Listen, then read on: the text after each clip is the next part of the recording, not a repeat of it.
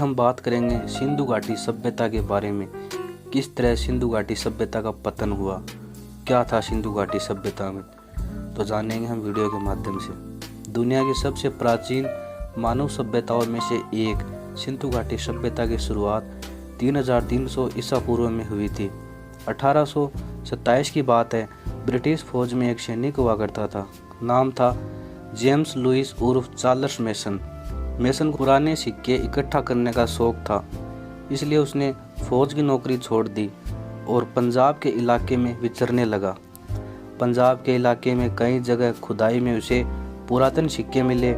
इसी सिलसिले में 1829 के आसपास वो मोंटगोमरी पहुंचा। आज के हिसाब से ये पाकिस्तान के हिस्से वाला पंजाब का साहिवाल जिला है। मोंटगोमरी से करीब 25 किलोमीटर दूर हड़प्पा में मेसन को एक पुरातन शहर के अवशेष दिखाई दिए। ये शहर किसने बनाया या कितना पुराना था, इसका इल्म स्थानीय लोगों को भी नहीं था। मेसन ने इस शहर का ब्यौरा अपनी डायरी में दर्ज किया और इंग्लैंड लौट गया। वहां पहुंचकर उसने एक किताब लिखी। इस किताब में उसने बलूचिस्तान, अफ़गानिस्तान और पंजाब के इलाके में अपनी यात्रा का ब्यौरा लिखा, जिसमें हड़प्पा में मिले उस पुरातन शहर का जिक्र था। लगभग इसी दौर में मिस्र और मेसोपोटामिया की सभ्यता के नए नए राज निकल रहे थे। फ्रांस ने मिस्र पर कब्जा कर लिया था और वो वहाँ खुदाई कर मिस्र की सभ्यता का पता लगा रहे थे। ये खबर पूरे यूरोप में फैल रही थी और इसी के चलते ब्रिटिश अफसरों पर आर्कियोलॉजी का चस्का चढ़ रहा था। 1861 में ब्रिटिश सरकार ने ईस्ट इंडिया कंपनी से भारत का शासन अपने हाथ में लिया और इसी साल स्थापना हुई आर्कियोलॉजिकल सर्वे ऑफ इंडिया यानी कि ASI की। इसका पहला डायरेक्टर बनाया गया अलेक्जेंडर कनिंघम को। कनिंघम ब्रिटिश फौज में एक अफसर थे और उन्हें शुरुआत से ही आर्कियोलॉजी का शौक था। मेसन की किताब पढ़कर कनिंघम ने हड़प्पा का दौरा किया। कनिंघम भारत में बुद्ध स्तूपों की खोज में लगे थे, इसलिए शुरुआत में उन्हें लगा कि यह कोई खोया हुआ बौद्ध शहर है। यहाँ उन्हें कुछ सील्स भी मिली। उन्होंने थ्योरी दी कि ये सील भारत के बाहर से लाई गई थी और हड़प्पा में मिले अवशेष 1000 साल पुराने हैं। 1904 में ASI के डायरेक्टर बने जॉन मार्शल।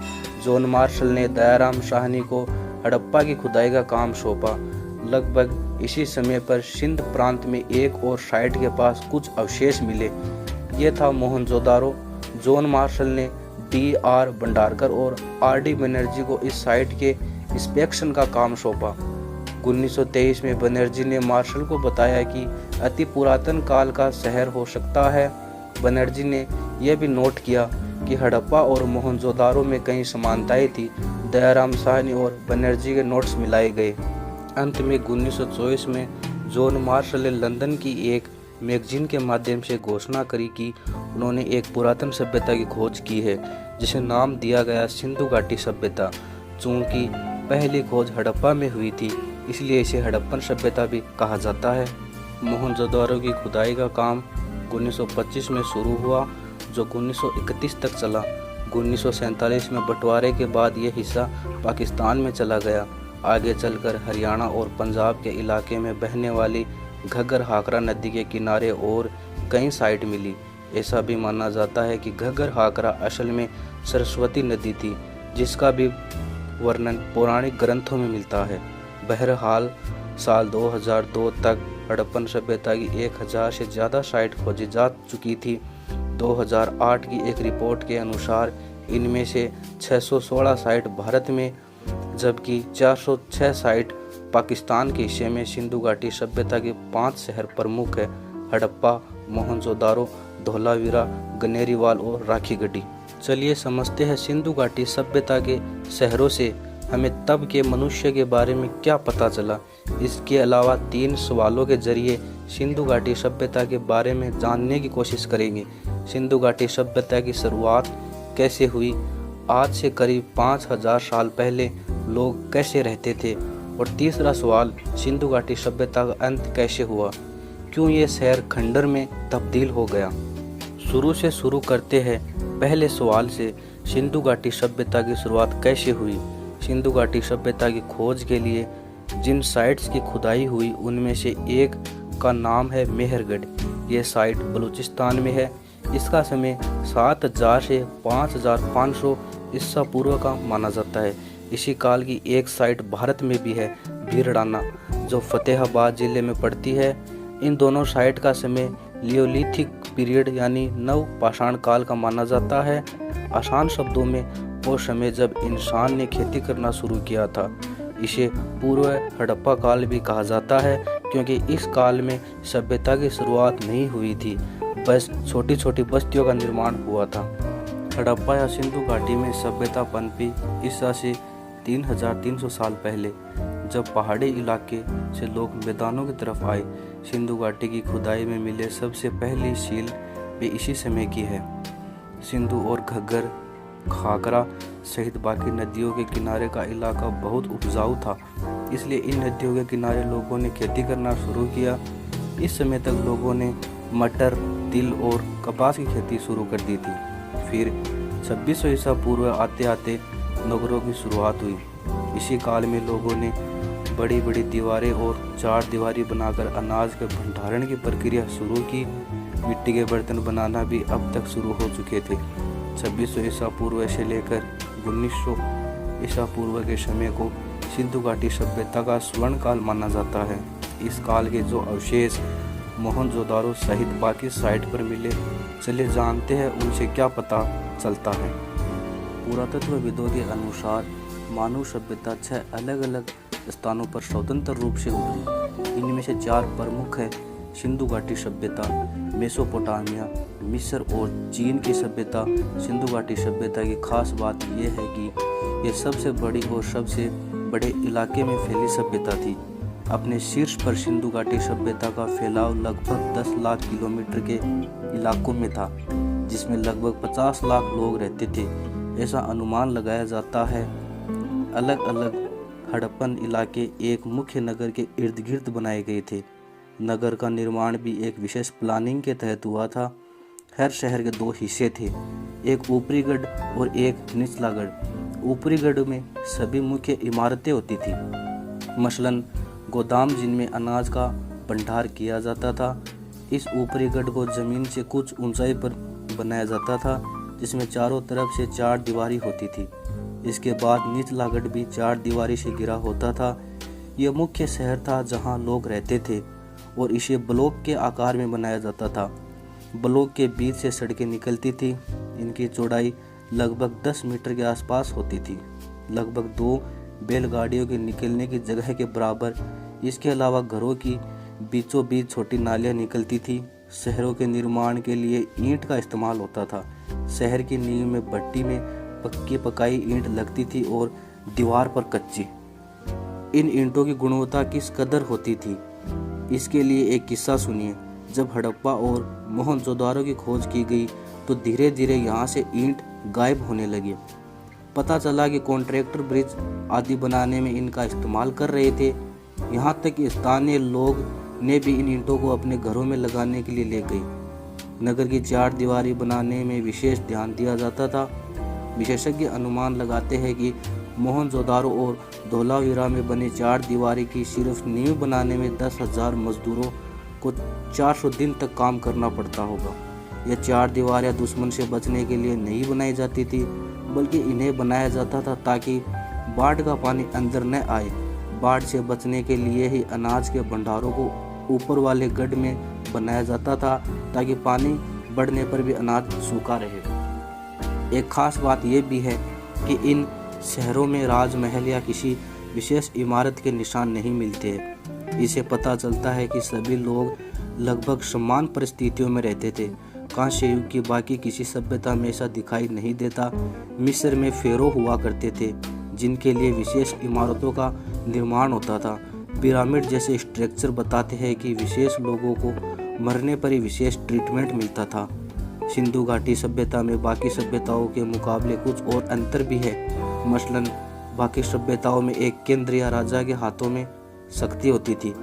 कानून, अर्थव्यवस्था और व्यापार सब राजा के कंट्रोल में होता था। हर सभ्यता में एक कांस्य हायरार्की होती थी। अभिजात वर्ग और सामान्य वर्ग की शक्तियों और रहन सहन में खास अंतर होता था। इसी प्रकार हर राज्य का एक धर्म भी निश्चित था। और धर्म की भी अपनी हायरार्की होती थी। पुरोहितों के लिए भवन बने होते थे, विशालकाय मंदिरों या धार्मिक संरचनाओं का निर्माण होता था। अधिकतर सभ्यताओं में सेना होती थी और गुलामी जैसी प्रथाएं प्रचलित थी, जबकि सिंधु घाटी सभ्यता में ऐसा कुछ नहीं दिखाई देता है। किसी राजधर्म के कोई संकेत नहीं मिलते हैं, न ही किसी धार्मिक संरचना के सबूत मिलते हैं। खुदाई में मिले अवशेषों के अनुसार सिंधु घाटी सभ्यता में सबसे ज़्यादा मूल्य पानी और सफाई को दिया जाता था। सिंधु घाटी सभ्यता की पहचान उसके शिविर सिस्टम और नालियों के नेटवर्क से होती है। हर घर में अपना एक बाथरूम होता था जिसमें टाइल्स लगी होती थी। दीवार और ज़मीन को ईंटों पर टार लगाकर वाटरप्रूफ बनाया जाता था। बाथरूम से एक नाली निकलती थी जिससे पानी बाहर जाता था। यह पानी शहर के नीचे बने नालियों के नेटवर्क से मिलता था और ये नालियाँ उस पानी को शहर से बाहर ले जाती थी। प्लम्बिंग और सीवर सिस्टम की ऐसी मिसाल किसी दूसरी सभ्यता में नहीं मिलती। सीवर सिस्टम इतना उन्नत था कि बहुमंजिला इमारत भी इससे कंट्रोल रहती थी। हर मंजिल से एक नाली दीवार के सहारे नीचे आती थी और अंडरग्राउंड सीवर सिस्टम से मिलती थी। सिंधु घाटी सभ्यता में पानी का मूल्य कितना था, इसका पता एक खास संरचना से चलता है। मोहनजोदारो का बड़ा जल कुंड, जिसे द ग्रेट बाथ कहा जाता है, इसकी खासियत यह है कि ये सिर्फ मोहनजोदारो के अवशेषों में मिला है और किसी साइट पर ग्रेट बाथ के निशान नहीं मिलते। इस ग्रेट बाथ की गहराई 2.4 मीटर है, जिसमें पक्की ईंटों से दीवार को वाटरप्रूफ बनाया गया। जलकुंड के पीछे की तरफ एक कुआं है जिससे पानी भरा जाता था और इसके सामने की तरफ निकासी का रास्ता है जिसे पानी बाहर निकलता था। इस बात को क्यों और किसके लिए बनाया गया था, इसको लेकर ठीक कुछ नहीं कहा जा सकता, लेकिन अनुमान के तौर पर शायद इसका इस्तेमाल किसी सार्वजनिक प्रथा के रूप में होता था। सिंधु घाटी सभ्यता के सभी शहरों में पानी के स्टोरेज की विशेष व्यवस्था की जाती थी। धोलावीरा साइट में शहर की 4 दीवारी के आसपास 16 जलकुंड बने हैं जिसमें बाढ़ का पानी स्टोर किया जाता था। इसके अलावा हर शहर में कुओं का निर्माण किया जाता था जिनकी दीवार पर ईंट लगाई जाती थी। मुख्यतः यह कृषि आधारित सभ्यता थी। इस दौरान अनाज के अलावा अदरक, हल्दी, जीरा, लहसुन ये सब भी पैदा किया जाता था। इसके अलावा बर्तन बनाने का काम भी मुख्य रूप से किया जाता था। इस दौरान लोग ऊंट, भैंस, बकरी, कुत्ता, बिल्ली पालते थे और इस पशुधन का ट्रेंड भी होता था। ट्रेड के लिए नदियों के अलावा समुद्री रास्तों का भी उपयोग होता था। सिंधु घाटी में की गई सील्स मेसोपोटामिया की खुदाई में भी मिली थी। इसे पता चलता है कि इन दोनों सभ्यताओं के बीच व्यापार होता था। मेसोपोटामिया में जब सिंधु घाटी इलाके को मेलुआ नाम से जाना जाता था। 700 साल तक खूब फैलने फूलने के बाद साल 1900 में सिंधु घाटी सभ्यता का पतन होना शुरू हुआ और 1300 साल के इसके सारे निशान खो गए। सिंधु घाटी सभ्यता क्यों खत्म हुई, इसको लेकर अलग अलग थ्योरीज है। एक थ्योरी है कि इन लोगों पर बाहर से आक्रमण हुआ, हालांकि इस थ्योरी को लेकर कोई पुख्ता सबूत नहीं मिलते। एक दूसरी थ्योरी कहती है कि क्लाइमेट चेंज के चलते नदियों का पानी कम हुआ। मानसून में कमी के चलते घग्गर, हाकरा नदी सूखने लगी, जिसके चलते उपज में कमी आई। धीरे धीरे ट्रेड कम हुआ तो लोगों में आंतरिक कलह बढ़ने लगा। इसके बाद बीमारियों ने डेरा डाला तो लोगों ने इस इलाकों को छोड़ दिया। ये और थ्योरी भूकंप को वजह बताती है। 2200 ईसा पूर्व धोलावीरा में भूकंप के सबूत मिलते हैं। संभव है कि बढ़ते भूकंपों के चलते लोगों ने इन इलाकों को छोड़ दिया। इसके अलावा एक थ्योरी ये भी है कि सिंधु घाटी सभ्यता एकदम से ख़त्म नहीं हुई, बल्कि लोग धीरे धीरे पूर्व की ओर बढ़ते गए। यहाँ गंगा के मैदान खेती के लिए उपयुक्त थे, इसलिए कुछ सदियों तक लोगों के पलायन का सिलसिला चला और जब अधिकतर लोग भारत के दूसरे स्थानों में बस गए तो सिंधु घाटी के आसपास का इलाका खाली हो गया और 1300 ईसा पूर्व सिंधु घाटी सभ्यता पूरी तरह खत्म हो गई। तो दोस्तों, यह था सिंधु घाटी सभ्यता का पूरा इतिहास। वीडियो अच्छे लगे तो वीडियो को लाइक करिए और हमारे चैनल को सब्सक्राइब करिए। धन्यवाद दोस्तों।